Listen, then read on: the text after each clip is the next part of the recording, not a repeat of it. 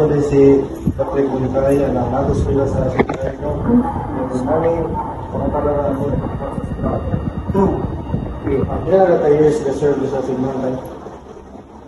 Almost 25 years. So, minsan na, 2 years na ginamit na tayo sa pagtukod. Ang ginto naman gihapon ng children. Ang gining ato ang church building. Kung ano siya, as far as I know, no, kining simbahan nato, ang gigamit ani is coral stone, made of coral stone. Then ang tapos yun ani niya is kuan siya is egg yolk, kana bitaw yellow sa ilo na to hybrid nga mga manok sa una kasagaran is Bisaya nga manok. So ilan ang taon nga isagol na siya o katong murag balas nga gigaling pud nga balas muna siya nga nitapot na siya kay muna siya ipagarap para paggahi nga matapot ang kining coral stone. So nabay sa simbahan sa pag ginasugod ng corona mauna din yung corona nag-reserve lang.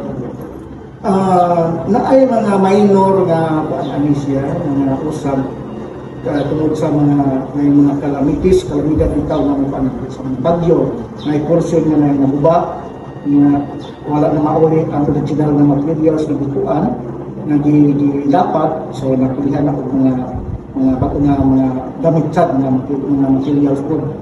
So last time, kung saan yung kasulti sa mga batang ng Kalantay na dito mag-maligro na pagtuloy sa Ginoo o sa simbahan, sinabi na ulit sa simbahan sa Santa Catarina sa Ang Ginoon, ang simbahan din naturuan ang makusag ang baruganan no na labi na sa mga tumatanda nato na gidasig gihapon sila kay sila man gihapon ang picture sa ato ang mga sa atong pagtuo no. So mo na ang simbahan sa mga batanon padayon lang gihapon sila, padayon gihapon o pag alaga na may uban nga mga youth na nag-alaga dito sa simbahan po.